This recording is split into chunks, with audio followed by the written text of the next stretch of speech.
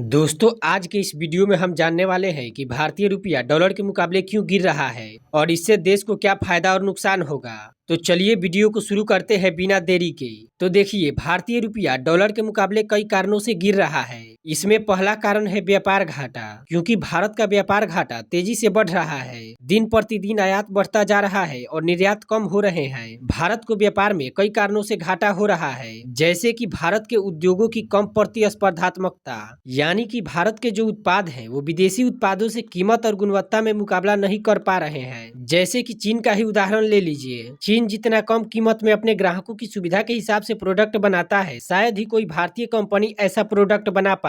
यही वजह है कि विदेशों में भारतीय उत्पाद की मांग कम हो रही है, जिससे भारत को व्यापार में घाटा हो रहा है। व्यापार घाटा का दूसरा कारण है करों और शुल्कों की अधिकता। दरअसल भारत में प्राइवेट कंपनियों पर कई तरह के टैक्स लगाए जाते हैं और उनसे भारी भरकम शुल्क वसूल किया जाता है, जिससे कोई भी विदेशी कंपनी भारत में अपना फैक्ट्री स्थापित नहीं कर पाती है और इससे भारत में व्यापार और उद्योग को बढ़ावा नहीं मिल पाता है। भारतीय रुपए के गिरने का दूसरा कारण है निवेश की कमी, क्योंकि विदेशी निवेशक भारत से अपना पैसा तेजी से निकाल रहे हैं, जिससे रुपया पर दबाव बढ़ रहा है और रुपया नीचे गिर रहा है। तीसरा कारण है महंगाई में बढ़ोतरी। पिछले 5 सालों से भारत में महंगाई काफी तेजी से बढ़ी है, जिससे रुपए की कीमत कम हुई है। चौथा कारण है अमेरिकी डॉलर की मजबूती। अमेरिका ने व्यापार को बढ़ावा देने के लिए व्यापार कानूनों में बदलाव किया है और व्यापारियों को कई प्रकार की छूट दी है, जिससे अमेरिका में काफी तेजी से निवेश बढ़ा है और निवेश बढ़ने के कारण डॉलर की कीमत बढ़ी है। ऐसे में डॉलर की कीमत बढ़ने से भारतीय रुपए की वैल्यू कम हो गई है।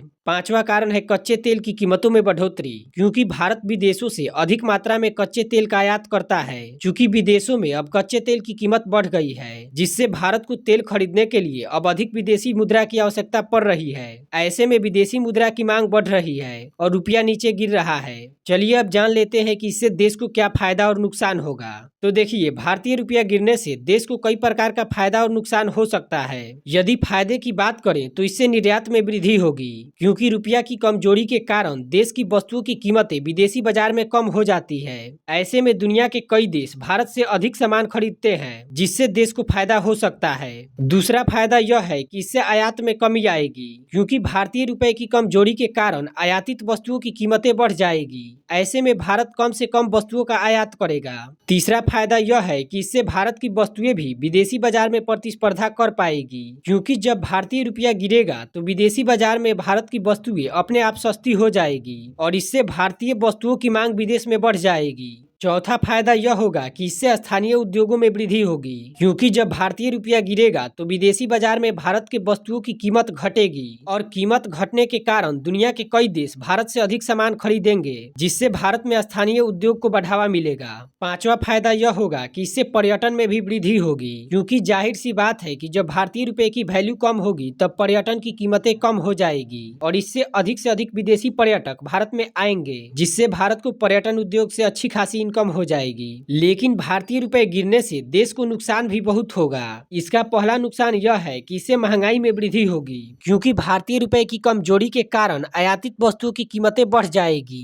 और जब आयातित वस्तुओं की कीमतें बढ़ेगी तो भारत को विदेश से सामान खरीदने के लिए अधिक धन की आवश्यकता होगी, जिसकी आपूर्ति वो जनता से टैक्स के रूप में करेगी और इसके अलावा वो विदेश से जिन वस्तुओं का आयात करेगी उनकी कीमत भी देश में बढ़ जाएगी। इससे महंगाई में वृद्धि होगी। इसके अलावा इससे विदेशी निवेश में भी कमी आएगी, क्योंकि जब भी किसी देश की मुद्रा गिरती है तो विदेशी निवेशक उस देश से जल्दी पैसा निकालने लगते हैं। तीसरा नुकसान यह है कि इससे देश के आर्थिक विकास पर बुरा प्रभाव पड़ेगा, क्योंकि रुपए की वैल्यू कम होने पर देश की आर्थिक स्थिति कमजोर हो जाएगी। चौथा नुकसान निर्यात में होगा, क्योंकि रुपए की कमजोरी के कारण विदेशी बाजार में भारतीय वस्तु की कीमत बढ़ जाएगी और इससे विदेश में भारतीय वस्तुओं की मांग कम हो जाएगी। यहाँ पर ध्यान देने वाली बात यह है कि जब रुपए की कीमत नीचे गिरती है तो उस समय भारतीय वस्तु की कीमत स्थिर रहती है, लेकिन रुपए की कीमत गिरने के कारण विदेशियों को भारत का सामान सस्ता पड़ता है, जिससे वे भारत से अधिक आयात करते हैं। लेकिन भारत वस्तुओं के निर्माण में जिन कच्चे माल का इस्तेमाल करता है उसका आयात विदेशों से होता है, जिसकी कीमत इस दौरान भारतीय रुपए की कमजोरी के कारण बढ़ जाती है और जाहिर सी बात है कि जब भारत कच्चे माल को अधिक मूल्य पर खरीदेगा तो वे उससे निर्मित वस्तुओं को भी अधिक मूल्य पर बेचेगा।